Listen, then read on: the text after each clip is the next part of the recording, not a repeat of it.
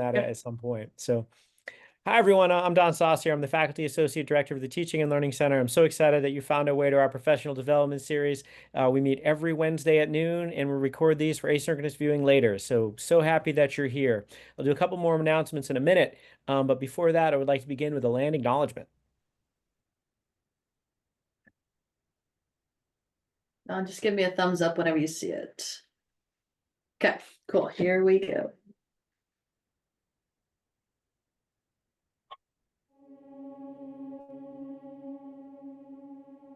As the first land-grant institution established under the 1862 Morrill Act, we acknowledge that the state of Kansas is historically home to many native nations, including the Kaw, Osage, and Pawnee, among others. Furthermore, Kansas is the current home to 4 federally recognized native nations: the Prairie Band Potawatomi, the Kickapoo Tribe of Kansas, the Iowa Tribe of Kansas and Nebraska, and the Sac and Fox Nation Missouri in Kansas and Nebraska. Many native nations utilize the western plains of Kansas as their hunting grounds, and others, such as the Delaware, were moved through this region during Indian removal efforts to make way for white settlers. It's important to acknowledge this, since the land that serves as the foundation of this institution was, and still is, stolen land. We remember these truths because K-State's status as a land-grant institution is a story that exists within ongoing settler colonialism, and rests on the dispossession of indigenous peoples and nations from their lands. These truths are often invisible to many. The recognition that K-State's history begins and continues through indigenous contexts is essential. Please remember These truths, because we still remember.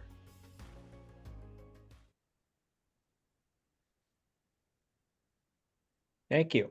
Again, I'd like to welcome to our professional development series. I'll remind you that the video of today's event and all the other events that we've had will be posted to the TLC webpage later today. So if you have colleagues who need to know what we're talking about today, and they need to know, this is a need-to-know event as indicated in our series, please point them to that because we have an amazing event. If you're looking to learn a professional development certificate, we have possibilities for you to do that. My colleagues will drop those links into the chat for you now.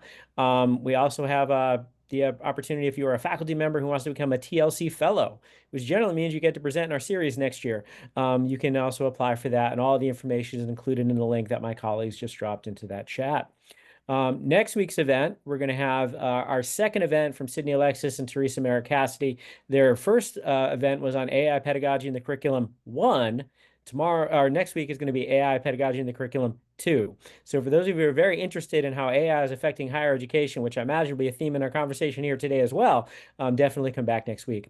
But today, without further ado, we're so excited to have Dr. Camilla Roberts, who is a director of the Honor and Integrity System, and Dr. Roberts will be presenting on bringing integrity back to basics. Dr. Roberts, the floor is yours. All right, thank you. And let me get things shared. All right, does everybody see my screen? Okay, good to know. I will add on that if you, I'm sure it was probably shared if they've already done one AI component, that next week, Tuesday, Wednesday, and Thursday, is the AI symposium. I will try to find a link, and maybe Don or Ashley might be able to find a link and post. But it is, I am presenting at it, and have attended it, but they do a really good collaborative effort. If you are very interested in AI, it is a free symposium over in the library on those days. So they are probably maybe even incorporating that TLC into that symposium's kind of same time as well. But today I am going to spend a little bit of time about bringing integrity back to the basics, because I think that sometimes we, as faculty members, as staff members, individuals who work with our students, we try to make academic integrity too hard in terms of thinking about it, and that we do need to think about beyond academic integrity. And so that's why my goals are really to look at the student as an individual student, and really to also think about how do we make sure that our students are developing good ethical and moral decisions that go beyond just the classroom. So a lot of the things that we're teaching our students about academic integrity, that there's goals and objectives for the future as well.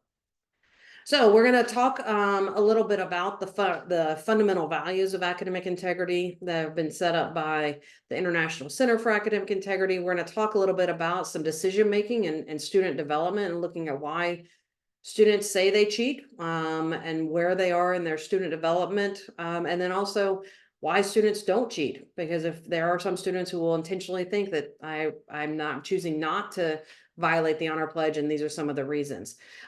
We are going to talk a little bit about assessing students, and that's where I'm going to bring in the idea of artificial intelligence a little bit.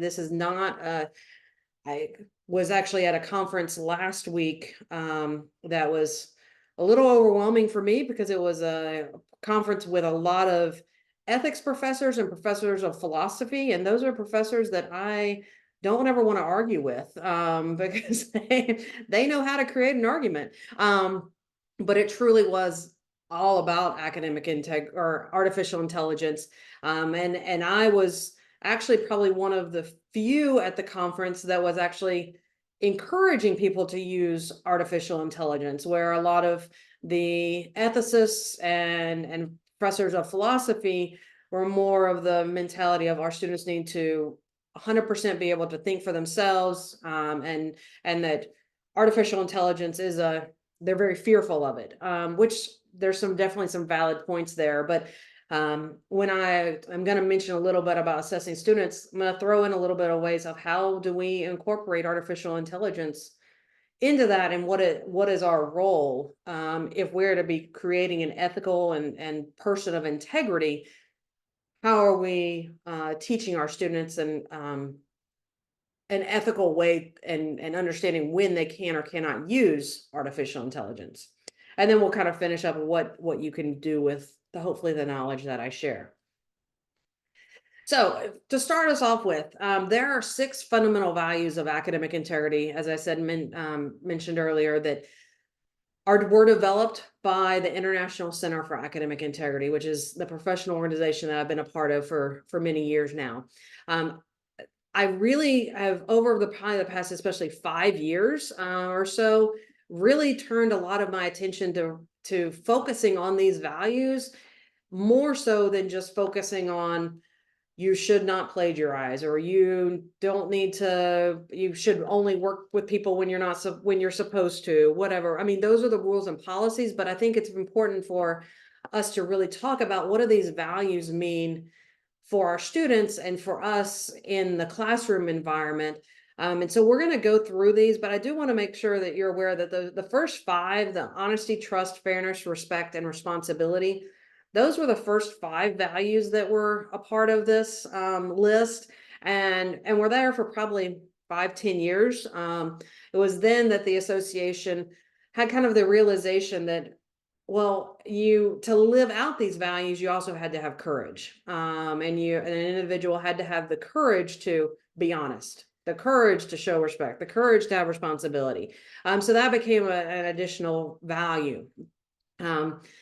Throughout the past year and a half, we're having more and more conversations about, well, not necessarily that there should be additional values added, but how are these values played out at the university? And so there's a couple other words that have been thrown out that I think are good words for us to remember, especially as we're working with students, is the idea of compassion. So we have compassionate values. So we're seeing students. We understand they all have baggage that they're coming with, that they all are coming in with a history, and we're meeting them with compassion and grace. But then we're also we're consistent, and we're making sure that we understand that we need to continually work toward these values. So we'll kind of talk about some of those as I go along, but I want to go through each of these values. And in my more recent presentations that have been focused especially on academic or on artificial intelligence, I'll throw in some of the things that I think about with artificial intelligence with these values as well. So if we think about honesty is to be truthful. So if we think about academic integrity in particular, giving credit to the owner of the original work. that we're keeping promises. So also that's on the faculty side, staff side of that. If you say you're doing something, that you actually do it, that we're providing factual evidence. So if you think about artificial intelligence, well, honesty. Is the student saying that they're using artificial intelligence? Was that a requirement? Hopefully there's, even if it's not a requirement, they're saying that, hey, I got support from this. But factual evidence, that's one of the big concerns about artificial intelligence, is that not everything you get off of some of the sites are valid. And so we need to do some fact checking. So if we're going to uphold honesty in that in our institution, we do need to aspire to objectivity, consider all sides, and also our own potential preconceptions. Trust is trusting others, having people trust yourself, stating the expectations and following through with that. There's a lot of things with transparency. And if we think about the idea of trust, again, beyond academic integrity and at the institutional level, I mean, we're constantly, I know as faculty and staff, wanting transparency. We want to know what our administrators are thinking, what they're doing, how they make decisions. And so it's that idea that we have to be able to, if we see that, that we're able to trust our administration, that we're able to trust the people that we work with, then our students will hopefully see that they can trust us. But we also have to trust our students. We have to give them the trust that we know that you're trying your best, that when you come to me, I have to think in a positive way and say, I know that you are capable of this and you are coming at this in a good way. Like you have a good thought process behind it. And you act with genuineness, that idea of acting with compassion. If we think about it from the artificial intelligence and where trust can cause some issues, artificial intelligence is, again, how do we trust that our students are using artificial intelligence the way we want them to? How do they tell us about this? And then just trusting the technology. Technology can be great, but it's sometimes hard to trust it 100%. Fairness. This is in terms of academic integrity, especially with policies, that we're making sure we apply our rules and policies consistently, that certain populations of students are not targeted. There's not a bias. And this is another one of the concerns with the idea of fairness with artificial intelligence, that there is some innate bias of artificial intelligence. And so it's how can we be objective if we are grading information that might have been created by artificial intelligence? But then on the flip side of that, artificial intelligence, I'm going to put this in here, can actually make sometimes a more level playing field, as long as everybody has access, which access and equity is a huge concern, to make sure people do have access to the artificial intelligence you're trying to use.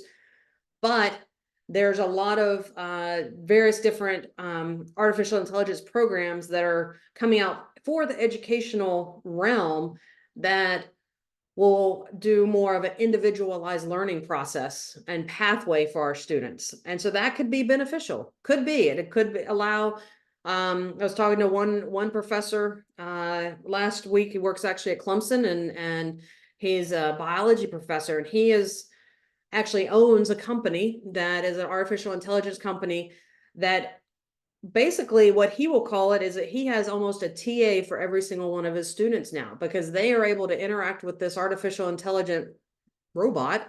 He actually calls it a little alien from outer space that he says is smarter than him, because he will of course forget things, but this artificial intelligence, he's programmed it, it doesn't forget things. So he actually has more time to be the person to interact with the students on a one-on-one level and talk to them about how are they doing as a person and how can you be successful at the institution, because he has this AI generated creation that is able to answer their questions in a high level of accuracy on terms of the actual classroom content. And so he says that this has actually become, he's been able to engage with others more equitably across the board because of artificial intelligence. Respect. If we think about how we're interacting with each other, I mean, respect has to be a part of it. And if we think about when I'm talking with students about why they should maybe do what you ask them to do as a professor, I say your professors come into the classroom prepared. They've come in spending a lot of time. They've researched. They have done their work and they're trying to teach you. And so that respect, you need to reciprocate that respect, and you do your own work and you come into a class prepared. But there's the idea of respect in terms of academic integrity, that we are accepting that everybody has ideas and thoughts. They might not be the same as ours. And we're respecting where we got that information from. We're saying where the research came from. We're giving that respect to the person who did the work prior to us. Responsibility is accountability. When I'm working with students who come through the honor and integrity system, I hope that they take responsibility for their actions. Now, there are definitely times that, and this is why we have a process where students will actually, there is a reason why they should be found not responsible. Maybe there was a miscommunication. Maybe there was just a misunderstanding that students truly did not do what the professor might have alleged them to have done. But if they did what the professor has alleged to them to have done, most of the time, actually, our students do take responsibility for their actions. They realize what they did was wrong, and they take that responsibility. But we also want our professors to take responsibility when they maybe didn't explain the assignment as well as they should have. Maybe that they should have given a little bit more feedback to the student, or maybe they should have even answered an email when the student emailed them for a question. So we ask that our professors also take responsibility if we're going to have this level of integrity across the board, that culture of integrity. And then the last one, like I talked about, that courage was added. That is somewhat of value, but you have to have courage to be able to do anything else. And especially when we're talking about artificial intelligence, there is quite the no, I wouldn't say dichotomy, because you're kind of, it is a widespread of interest in artificial intelligence. I mean, there are definitely some people who are like, we should never use it and there should be a policy against it. And others who are like, man, I am using it for every single thing I own. I make all my recipes from it. I put all my lesson plans in it. But we also have to have the courage to be able to hear both sides, to be able to have those tough conversations, to endure that discomfort for something we believe in. When I'm talking to students, that if they see something that they don't think is quite right, to stand up, and they don't necessarily have to file a report with us, but maybe talk to their professor and say, hey, listen, I don't think this is really fair. Or maybe I'm seeing something and that happens on a regular basis in the classroom. Having the courage to stand up for something, to make the place that they're in a better place. So those are the 6 values that we really focus a lot on and build the idea of creating a culture of integrity about. But now let's shift gears a little bit. I'm just making sure I've got my time so I can make sure I finish on time. About why do we even have students that cheat? It is a bell curve in terms of, if you think about who is going to violate the honor pledge. So if you think of your standard bell curve, I should put this in a graph, or actually in a slide so you can see it. On either end, there's less students. So we have some students that are always going to cheat no matter what. No matter what we do, there's always going to be some that are going to choose to make poor decisions. Then you're going to have some that are never going to do it. They are, whether it's because of they're fearful of the rules and they're very, very justice minded and they don't want to make somebody mad at them, or whatever it might be, they are just never going to violate the honor pledge. But then you have that middle section. These are the students that could go either way. And it's how do we interact with them, and how their peers, which is sometimes more important, how their peers are acting in the culture, that will determine which way do they choose? Do they end up cheating? Do they not? So why do students cheat? What puts these students in some of these positions? One, if there's opportunities to do so.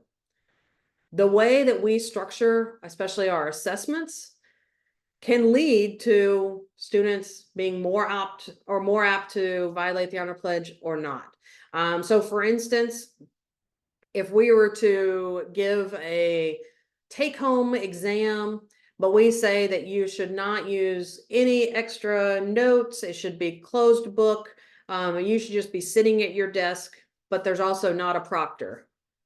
Well, that's going to be very difficult for our students, because I mean, even probably difficult for some of us, even if we were taking a test that we knew had high stakes, that we were trying to do really well on a project, and then we were told we were just supposed to use what's in our mind already, but nobody's around, it's not being recorded.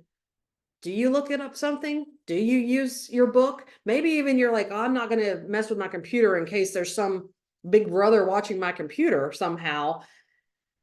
Do you look at the book somehow? So if we think about what positions are we putting our students in to possibly violate the honor pledge? So if you're sending home a take-home test, well, maybe it is a take-home project that they're encouraged to use their outside resources, that you want them to cite where they're getting information from, because then that becomes a larger process and you're encouraging them to use these outside things. Our students sometimes will cheat when they're under pressure or stress. We're often told as people in life that we're not supposed to make major decisions when we're under stress because our decision-making capabilities are hindered. And when our students are under pressure or stress, they sometimes make decisions that they would not normally make. I guarantee if you were to talk to each of your students, first day of class especially, how many of you think you're going to cheat in this class? They're not going to raise their hand. One, they won't want to self-incriminate themselves, but they're not going to say that, yes, I think that I'm going to cheat in this class, because they're not under the pressure and the stress. They don't even know what's coming. But then when they realize that, oh, it's midterms and I have this project due and this project due, and I was kind of behind in this, and I don't understand this aspect, but I have to make sure I maintain my 3.5 GPA to keep my grade, my scholarship. That pressure causes students to sometimes make choices that they might not have normally made. When the students have no connection to the course, they don't take it as seriously. They don't have the respect for the teacher. So this is very difficult, especially for our classes, our professors that are teaching in some of our just core classes. And I mean, I have a high school freshman right now. She does not like math whatsoever. She's like, when am I ever going to use this? I'm like, well, okay, we're cooking. You need to know math. But there's definitely some things that, as I was helping her, I can remember probably even last year, and we were doing linear equations. And I had to go back and kind of almost relearn and kind of review linear equations, because she's like, well, when am I going to use this? I was like, well, in honesty, I haven't used it probably for the past 20 years either, but AX plus B equals C. Okay, I can remember what the linear equation model is, but we have to make sure that there is that connection to the course. And that connection is, I'm teaching you how to make decisions. I'm teaching you how to interact with people, because we're going to have some group projects. So it's not just the curriculum of the course, but there's other aspects of the course that this is why you're being required to take this class. But when our students don't have a connection to the course, sometimes that class assignment is what they end up putting off till the end. And then they get under the pressure because they realize, oh no, my assignment's due in an hour and I haven't done it. Some students cheat because they see others doing it. And this is where I say that peer influence. So if we can create a culture where other people are not doing it, then it's out of the norm for students to cheat. If they're seeing that other students are doing it and getting away with it, or seem to be doing well because of it, then they're going to think, well, then if I have to do well, then I have to cheat as well. It was amazing how many times I did hear this, especially during the times of that COVID, that students would say, well, I know that all these other students are cheating, and so I feel that if I'm going to pass the class, I have to cheat too. And especially if there's any kind of grade curving because of that. So if a student or you curve grades and a student is doing, or students are doing very well, and maybe it's because they've cheated, well, that curve is not there. And so now the students who are doing well, but not as quite as well as everybody else, they're like, well, I can't even get a curve anymore because that curve's been stopped because of the other people are doing it. So that's why some students will cheat. They just want to be on an equal playing field as everybody else. Some students will cheat because they feel as a perception that the class reinforces extrinsic, not intrinsic goals. So if the class is reinforcing grades 100% and not the learning of the material, then they feel that that grade is more important than did I truly understand it. And we can get into a long conversation, and I'm sure that the rest of TLC can also get into this conversation about the purpose of goal of grades, and how do we incorporate grades. And it's been interesting, as I have had some of these conversations with some of the master's students in the College of Education, and hearing some institutions that not quite as scaled as size of K-State, but that don't use grades. That is truly a testing and having conversation with a student of, yes, you understand the material, and that's it. There's not a grade associated with it. And I'm seeing this a little bit in some of even the high school. Like I said, my daughter's a freshman in high school, and she has one teacher who does not do grades in the most normal, what we would sense of grades, that it is a truly, you get a 4. So it's still a number based if you understand the material, and then it's based upon the understanding. And the student throughout the semester can come through and say, and come and talk to the professor and say, I think I understand a little bit more. Can I talk to you about it? And that grade will change. And I still say grade, that number will change. But the way the high school system is, there still has to be a grade. So then that number then changes and is, so a 4, like a 3.3 something up to a 4 would actually be an A. But I think that I'm seeing that, and I see the benefit of helping our students truly understand the material and having that be the goal, rather than, it doesn't matter about the grade. It matters that I want to make sure that you're understanding the material, so that when you leave this classroom, you know that information. And then the last reason is why students might cheat is sometimes they just don't know what they did was cheating. They don't know what constitutes cheating, or they didn't think they would be caught. There's a couple of things that professors and faculty members can have and can impact this situation. I highly encourage faculty members to take time in their classrooms, probably best at the beginning of the semester, but it can happen at any point. Explain to your students why it's important to have a high level of integrity in the classroom, in your classroom, why you think it's important for them to understand and have a respect for the ethics of the profession that they're going into. And then talk to them about, what are your expectations in terms of academic integrity, that you are going to report violations, alleged violations, that these are some things you've seen maybe in your classroom. These are some things that you've researched that you know occur. I promise you, you telling a student that, hey, guess what, students, I know that you can buy papers online, is not telling them for the first time that they can buy a paper online. They know that material already. They know what they can do, and they know that it might be wrong, but you kind of verifying that does help them understand of what can or cannot be done in the classroom. So we're switching a little bit. I want to talk just because my background is college student development. And so I've been able to really see the idea and the connection of where our students are developmentally with how they make choices, that those choices can be in terms of academic misconduct. So if we think about Aston's theory of challenge and support, it's one of the most basic student development theories that is out there, that basically, as we're helping our students grow, and these are traditional college age students, but it really could be for anybody. As we're helping them grow, there is a fine line that we want to challenge our students, but we also need to support them in that challenge. So we're not going to give them the hardest assignment ever and then just say, good luck, don't contact me, because they're going to fail. That's setting them up for failure. But if we give them a very difficult assignment, or maybe a difficult challenge, if we want to use his words,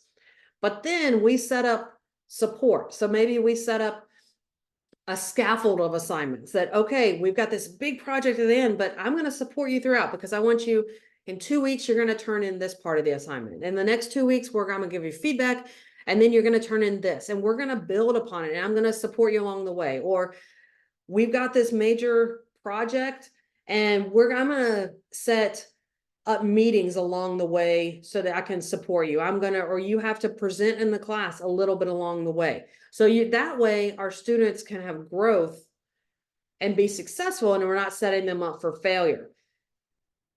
That challenge, if we did not give that support as well in terms of academic integrity, that's when that stress and concern grows. And that's when our students were like, well, I'm not getting support from the person who challenged me. So where are they going to go for support? They're going to go to unauthorized sources. They're going to go to the internet. They're going to go to somebody who took the class before them, who has all the information.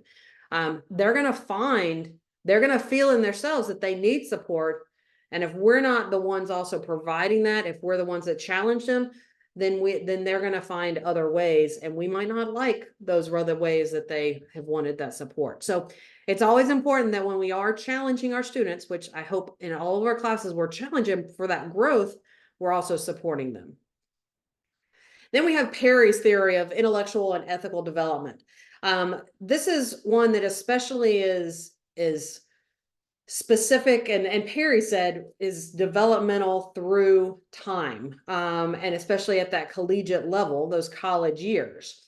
So if we think about our first year students, and this is generalized, so not every first year student thinks this way, but many of our first year students are still very dualistic in their thinking. They believe that there is a right and a wrong. They believe that they should be given the answers. They should be told exactly. They're the ones who are going to say, well, what exactly is on the test? They want to be told what to study and reciprocate and regurgitate that information back onto the test.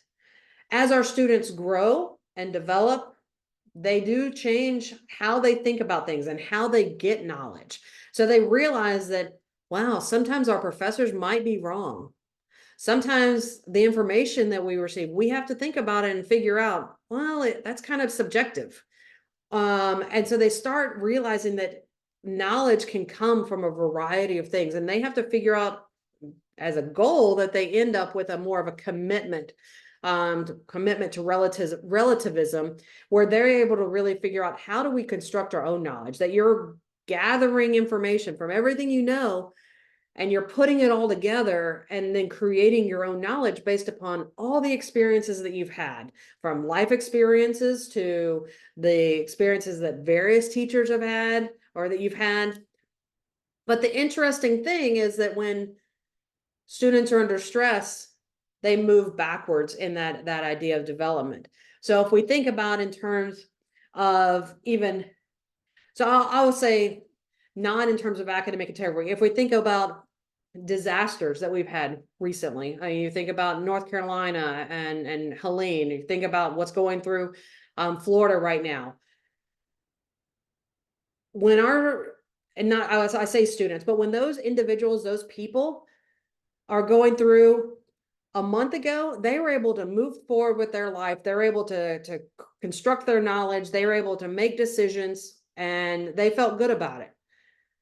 When there is a major situation in their life under that stress, that's when they turn and say, listen, I just need somebody to tell me where to go. Like, I can't even think anymore. I don't know, like, the displaced students and displaced individuals of North Carolina, they're like, I don't have the mental capacity to think about what I should be doing at this point or that point. I need to know. They go back to the basics of, I need to make sure I have food, water, safety, security, that whole Maslow's hierarchy of needs. And they are like, just tell me where I need to go. Somebody who's on the outside, tell me what to do. They're looking back at that received knowledge, that dualism. And so if we think about this in terms of academic integrity and how we assess our students, it plays in the same way that our first year students or younger students, they are looking at that dualistic perspective. And so they're also looking for that regurgitation of information.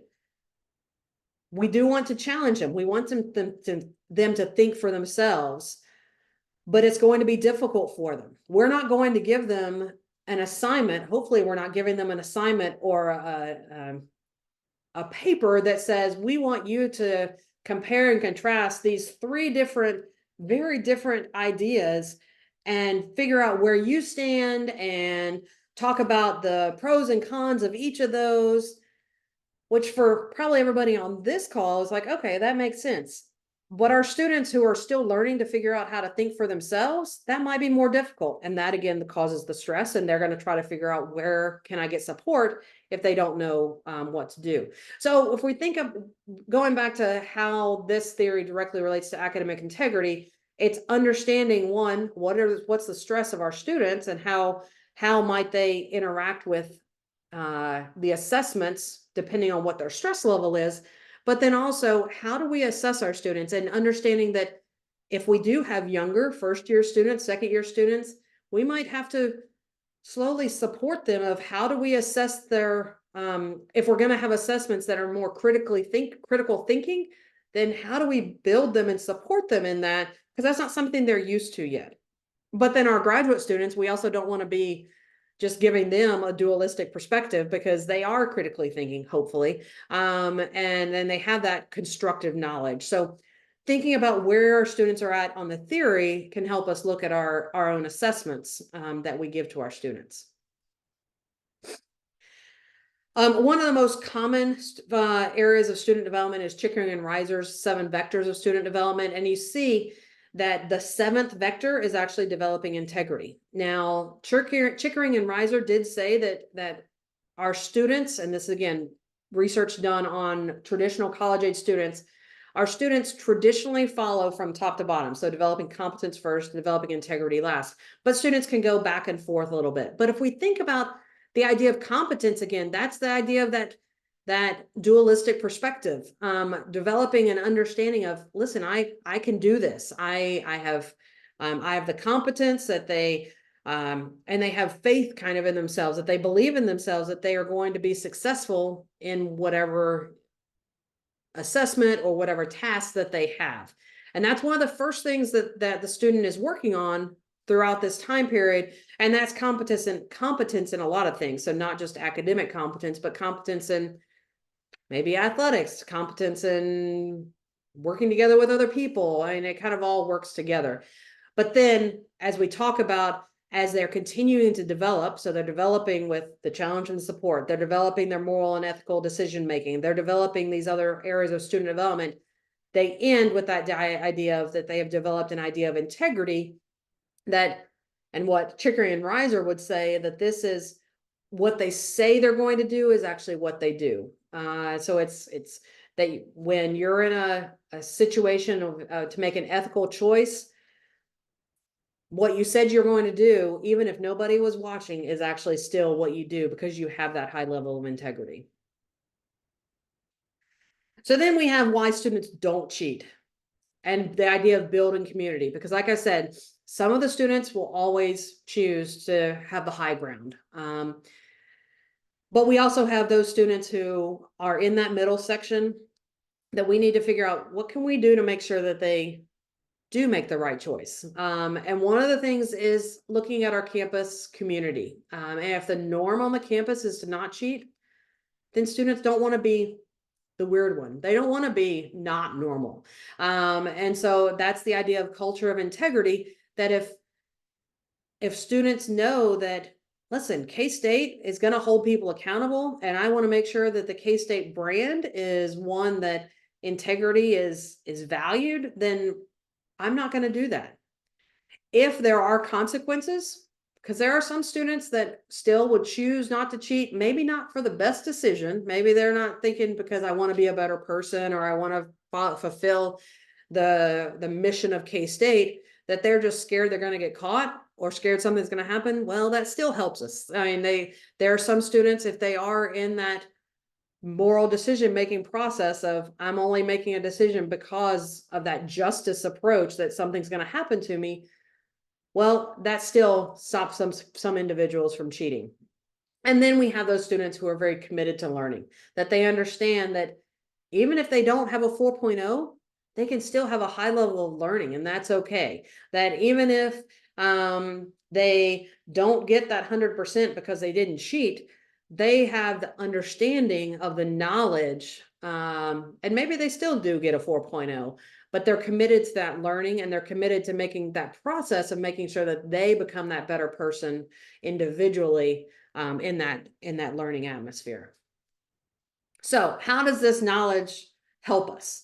It really helps us try to understand our needs of our students, that our students are coming with a variety of different backgrounds. And we do need to make sure we are challenging, but then also supporting the students. And then if we are thinking about the idea of the community of integrity, the culture of integrity, how do we build that? And I would say it's through classroom expectations. So having those conversations about why does integrity matter if to you as an individual, I encourage you to talk about it with your students and tell them, these are some moral and ethical decisions that I have to make on a daily basis, so that they know that this is not just about, am I going to plagiarize? Am I going to cheat on this one test? It is the bigger picture that they are going to have to be making ethical and moral decisions for the rest of their life.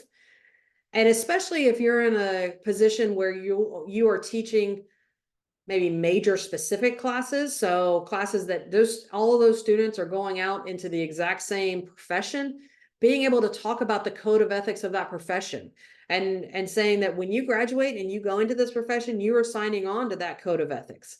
Or if you're not in a major class, maybe having them do their own research of what are the code of ethics for your own profession, and how are you going to be able to incorporate this, and live by that code of ethics if you're not practicing it now.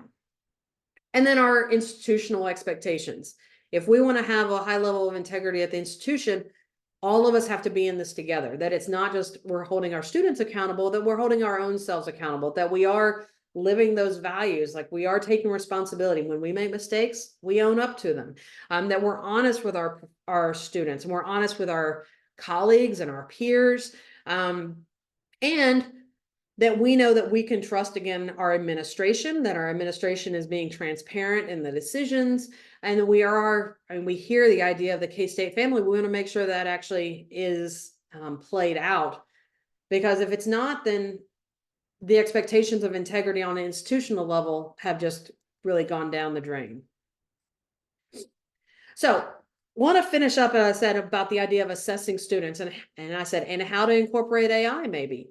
That it is very important to remember the types of assessments related to our student development. And so if we think about, well, do you do more of a testing situation versus a project versus a complete analysis of information based upon our student development? But then it's important to also think about the type of assessment if you're incorporating artificial intelligence. There are some types of assessment that work very well with incorporating artificial intelligence, and other types that make using artificial intelligence very difficult, actually, because if you are making something that is so very personalized to the student, then it's more difficult. Now, artificial intelligence is getting better and better, but it's more difficult for a student to even get the necessary information out of AI, because it's such a specialized assignment that you have created. It's important to understand the group projects and collaboration. How do we assess them? And group projects can add a lot of stress to students, but it's also very important that they learn how to collaborate with individuals. But I also encourage you to have conversations with students that they feel comfortable to come and tell you that, listen, this group project, this student's not doing anything, or we think this student may have copied everything from the internet, that they're talking with them, or this student never came to any of our group projects. But also understanding that when you're part of a group project, you have to understand everything as part of that project, that you can't just divide up the assignment and have one person do part A, one person do part B, and then put your name on it, because you are actually held responsible and could be held responsible for every part of that project. And this was a great learning opportunity that, I mean, I take this to heart when I'm working with a group as well. Yes, many times we will separate out, and we kind of are project leads for different parts of our project, but we do have to know what the other person is doing. And so, as I said last week, I was presenting to this group. My co-presenter, she lives in Western North Carolina. She was not able to make it to the conference. And so here I am down from 2 people presenting to me presenting the entire thing. And I was like, listen, this is why we tell our students that they have to know all the parts of the project, all the parts of the presentation, because who knows if somebody is going to be sick at that presentation. But if you're thinking about artificial intelligence, what kind of collaborative effort can our students use with artificial intelligence? And how do you want them to verify that information? How do they, maybe it is that they give you the prompt that they entered, they provide what was originally provided to by artificial intelligence, and then they show you how did they adapt that and change that, or verify and fact check that. When we're thinking about assessing our students, it's important for us to think about the need for assessments. And especially if we think about how stress and high stake assessments affect our students, and then can also in turn increase the chance for academic integrity violations, I would encourage more low stake assessments, having those scaffolding of assignments, having those things that our students are getting that support then on a regular basis for maybe then a larger project. But it's not that we're going to have one grade and good luck on that one grade, and we're going to do it all semester, but I'm not really going to help you along the way. Communication is very important. How do we communicate how we are assessing our students? If we're going to be holding our students accountable by the assessments in terms of academic integrity, we need to make sure we tell our students, this is how we are holding you accountable. I would encourage you to give rubrics. Tell students how you are grading this grading. What is important to you in the assignment? And then even maybe, what are your goals? Like, what are the learning outcomes of the assignment? So why did you choose this kind of assignment or assessment for that goal? So you can say, listen, yes, we are doing a group project because I think it was important for you to work with this individual. And I picked the individual because I knew that they had a differing type of project than you. And so you have to come together and come and work. And so I thought that was important. Tell them that. And then making sure that we understand that various types of assessments are important. Just like all of us, we seem to do better at various different types of assessments. I do not really like having a strict memorization, but if you let me talk about something, okay, I'll talk to you about it. So people have different learning styles and different types of assessments. And so I encourage you to have a variety of types of assessments so that our students, we're setting them up for success. And they're also learning a very different ways of how they're going to have to be sharing how they learned the information. So what you can do to kind of finish us off, we're going to go through these pretty fast because we've talked about these are kind of reminders. One, you think about your assessment styles for first year students, first graduate students, and we relate that back to that idea of fairness. What is fair? Assess in teams versus individual. How can they work together? So do you, and this is question, do you assess in teams versus individual? So do you have each individual team give their own assessment, give their own like peer reflection? Is that part of the grade so that the person who did 85% of the work, that they get a higher grade than the person who did only 5% of the work? Make sure that you do talk about the rules, policies, and regulations in the classroom. Have your own. Have your students help you develop how can we be respectful in the classroom? How are we going to show honesty in the classroom? That builds a community, and our students are going to be more willing to be a part of it if they're help building it. Reiterate everything. I encourage not hand holding, but working with the students. So reminding them that, hey, listen, you have an assignment due, take responsibility for it. Remember, you need to make sure that you have citations in your assignment. So making sure we all have a lot going on, and reminders are sometimes nice. And so don't just say, well, it's in my syllabus, they should have read that. Yes, but how many times do we always read everything multiple times to remember what's there? Understand authentic learning. Again, what do you really need to assess? What do you want your students to learn? Give your students a voice. Allow them to build that part of the community, because that's going to help them learn that respect, trust, and also that courage aspect of making sure that they're able to stand up. Find the source of motivation. So getting them connected to the classroom. So if there's a way to have them decide some topics, or maybe decide how they're going to be assessed, that's important. And then to talk to your class about integrity, why integrity is important. I encourage you to look and adapt teaching and assessment styles to provide a variety of learning styles, writings, presentations, projects. Let them see those rubrics.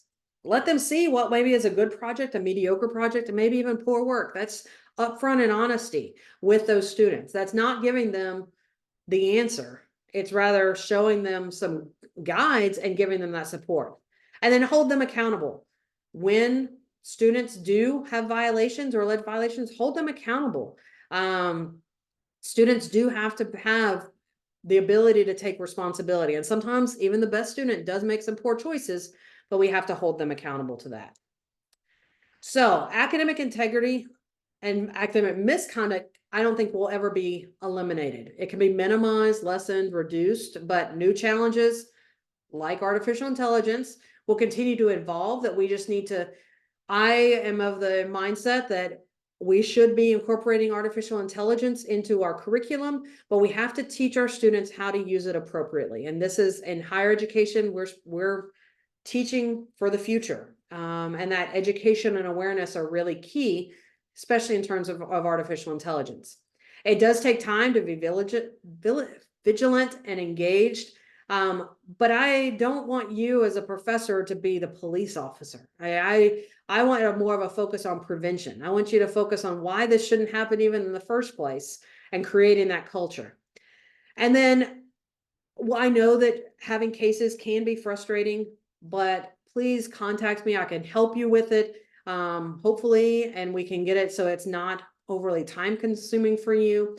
But I encourage you to have the courage to do what is right, and do it with compassion, and be consistent with it, to address the issue with the student, document it, and follow up with if there needs to be takedown notices on like Chegg or Course Hero, things like that, which we haven't as much anymore. But have that courage to do what's right. Following a university policy is protection for you. And so I want to make sure you're aware of that. If you choose to take things into your own hands and handle things on your own, then the university cannot protect you should something kind of go awry. So if the student gets mad later on, if you didn't go through the university process, the university general attorneys are a little bit harder for them to protect you, since we have the policy in place. I might have a couple minutes. I know that right at 5 till. So people, if you need to go, you are welcome to, but I'd be happy to take some questions, or you can always email me or contact me later on. So I'll turn it back over to Don. All right, and actually the TLC team is going to have to get off here in a minute too. So Okay. if anyone has any questions, I'm going to invite you to reach out to Dr. Roberts on your own. I apologize for that as we're coming up on time. We have a TLC survey about the event that we just dropped into the chat that we'd like you to do. And again, this event will be posted for asynchronous viewing a little bit later today. And information about our TLC professional development certificates and things like that are available on our webpage, as well as also earlier in the chat. So thank you so much. And I'll let you know that next week we'll have more conversation of AI, particularly as it relates to pedagogy, which will extend our conversation presentation today and earlier this semester from Sydney Alexis and Teresa Merrick Cassidy. We're super excited for that event, and we hope that we'll see you then. So until then, I hope you have a great rest of your day. Thanks.